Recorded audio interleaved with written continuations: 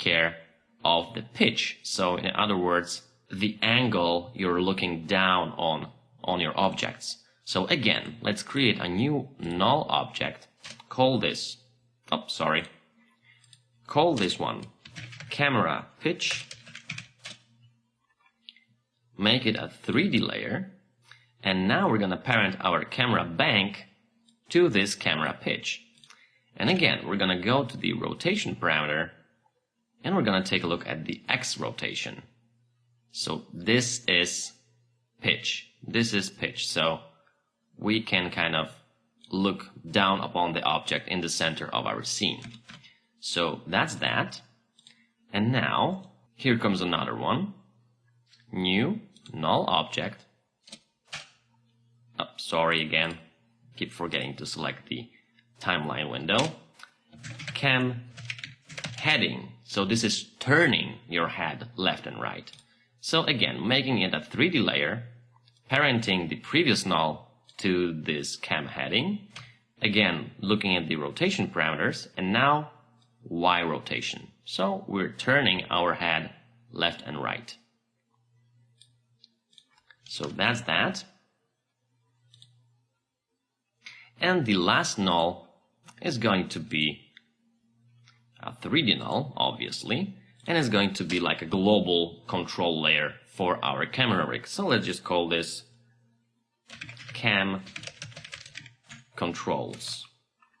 And we're going to parent our camera heading to this cam control. So now we've created this structure of 3D objects that control our camera.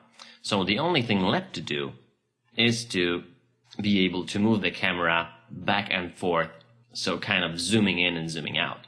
So how do we do that? Of course, right now we need to build some controllers on our cam control layer and apply a few very simple expressions that you don't even have to type. You can just use a pick whip, so that's the best part. Let's go to our effects control, make sure the cam controls is selected, and we're gonna need a couple of expression controllers. So let's just take the angle, and this is going to be our heading. Then we're going to have pitch, then we're gonna have banking, and then we're gonna have a slider which is going to be tracking or zooming or whatever you want to call it. I'll just call it tracking. And now the best part. All the expressions, with the exception of tracking, can be created using a simple pick whip.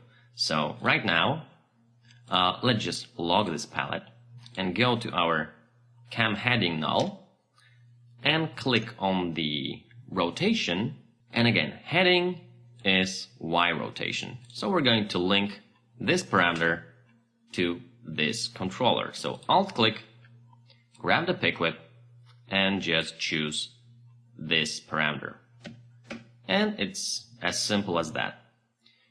Next thing we're gonna do for the pitch, so opening up rotations, pitch is the X rotation. So let's just alt click it, grab the pick whip, and point to the pitch, confirm the expression by hitting enter on the numpad. Again, camera banking, rotation, this is going to be our Z rotation. So alt clicking, grabbing the pick whip, going to the bank controller, and we're almost done. We can now twirl those and focus on the tracking. So where is the null for tracking? Well, actually, we don't need a null for tracking, although we could have built another null object to control the tracking, but it's really up to you. Once you understand how this works and you're gonna build your own camera rig, you're gonna start building other rigs which are more complex and might be built in a different way. So this is the simplest I could think of, but still very, very useful. So in this case, to avoid having additional nulls, we're just gonna control the Z position of the camera. So how do we do that? If you ever played with cameras, you've probably noticed that the default Z position of the camera is the actual zoom parameter of the camera, reversed, right? It's a negative number.